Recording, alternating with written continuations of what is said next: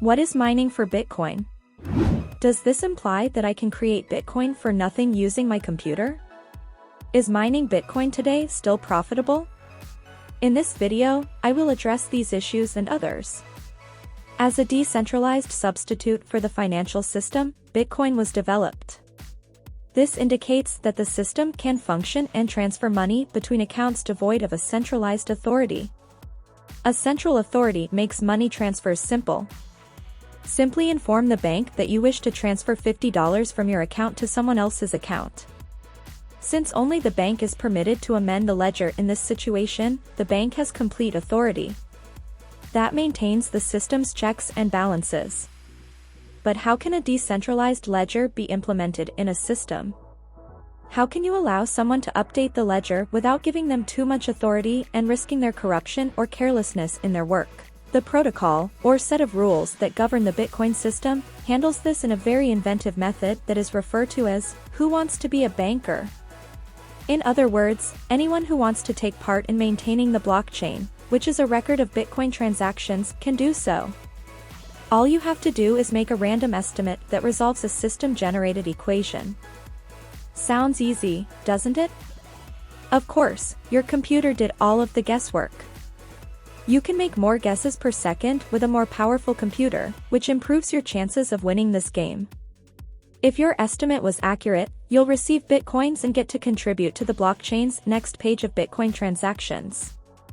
Here is a more thorough explanation of the mining procedure.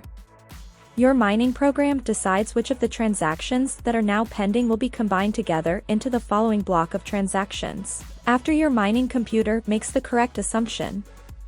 Your success comes from creating this block since you are now the temporary Bitcoin banker, with access to the transaction ledger, the so-called blockchain. Your produced block and your solution are distributed over the network so that other computers can verify it. The transactions that you selected to include in the upcoming block are updated on each computer that verifies your answer, and adds them to its copy of the Bitcoin transaction ledger. As you might expect, since mining relies on a type of guessing, a different miner will estimate the number for each block and be given the opportunity to update the blockchain. The miners with more computational power will succeed more frequently, of course, but it is extremely unlikely that the same miner will triumph each time due to the principles of statistical chance. Following the conclusion of this phase, the system creates a predetermined number of Bitcoins and awards them to you as payment for the time and effort you expended on the math problem. You also receive any transaction fees associated with the transactions you added to this block. So that's a brief overview of Bitcoin mining. Because this procedure aids in mining fresh Bitcoins from the system, it is known as mining. Welcome to the channel, Zillow Finance. Make sure to subscribe if you want to become wealthy, since we teach all the ways to make money, and turn on the notification bell for new videos, so you will be updated with our new content. Now let's get back to the video. If you give it some thought, though, the mining component is really only a byproduct of the transaction verification procedure. Since maintaining the ledger in a decentralized fashion is the primary objective of mining, the moniker is somewhat deceptive. Since you now understand what Bitcoin mining entails, you may be thinking, cool, free cash. Where can I sign up then? Not so soon, though. The creator of Bitcoin, Satoshi Nakamoto, designed the mining rules such that it becomes more difficult to guess the solution to the math problem the more mining power the network has. As a result, the mining process really adjusts its difficulty to take into account the network's total mining power. It will get more difficult to tackle the issue as more miners join, but it will become simpler as more of them leave. In a way, this was done to control inflation. A new block will typically be added every 10 minutes due to the way the mining difficulty has been adjusted. Now keep in mind that this is an average. There weren't many miners around when Bitcoin initially started. In actuality, Satoshi, the man who created Bitcoin, among the few persons present were him and his friend Hal Finney, using their personal computer to mine Bitcoin at the moment. Using your CPU, also known as your computer's central processing unit, was sufficient for mining Bitcoin in 2009 because the mining difficulty was low. People started looking for more potent mining solutions as Bitcoin gained popularity. people gradually shifted to GPU mining. The addition of a GPU, or graphics processing unit, allows computers to perform computations that are more complicated. The primary purpose of GPUs was to enable gamers to run demanding graphics-intensive computer games. They gained popularity in the realm of cryptography due to their architecture, and beginning in 2011, people began using them to mine bitcoins. For comparison, one GPU has about 30 CPUs worth of computing capability.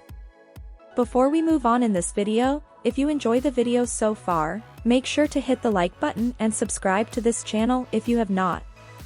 Now, let us get back to the video. Later, FPGA mining added another evolution. In order to do a series of calculations, an FPGA can be connected to a computer, similar to a GPU, but up to 3 times as fast. Due to their disadvantage of being more difficult to configure, they weren't as widely utilized in mining as GPUs. Finally, the ASIC miner, a new breed of miner, was introduced around 2013. An ASIC, or Application-Specific Integrated Circuit, is a piece of technology created specifically for mining bitcoins. Unlike GPUs, CPUs, and FPGAs, they were unable to perform any other tasks. The machines have a hard-coded function for them. The current mining standard is ASIC miners. Some early ASIC miners even showed up as USBs, although these rapidly became outdated. Despite the fact that they only appeared in 2013, technology quickly advanced, and new, more potent miners were being released every 6 months. We ultimately broke through a technological barrier after approximately 3 years of this insane tech race, and things have since calmed down a bit. The rate at which new miners are released has significantly slowed since 2016. Let's talk a little bit about mining pools now that you are aware of what miners are. You face stiff competition if you're just getting started with Bitcoin mining. Even if you purchase the greatest miner available, you will still be at a significant disadvantage when compared to specialized Bitcoin mining farms. Mining pools were created as a result. The concept is straightforward: miners unite to establish a pool. In other words, they pool their mining resources to compete more successfully. Depending on how much mining power each pool member contributed, the prize money is divided among the pool members if the pool succeeds in winning the competition. Due to the fact that they only receive a portion of the payout, even small miners can participate in the mining game and have a chance of making Bitcoin. There are currently more than a dozen sizable pools vying for the right to mine Bitcoin and update the ledger. And that's it, guys. If you like it, please smash the like button and make sure you subscribe to the channel and hit the notification bell. So, whenever we upload a new video online, you will be updated with our new content. See you in the next video.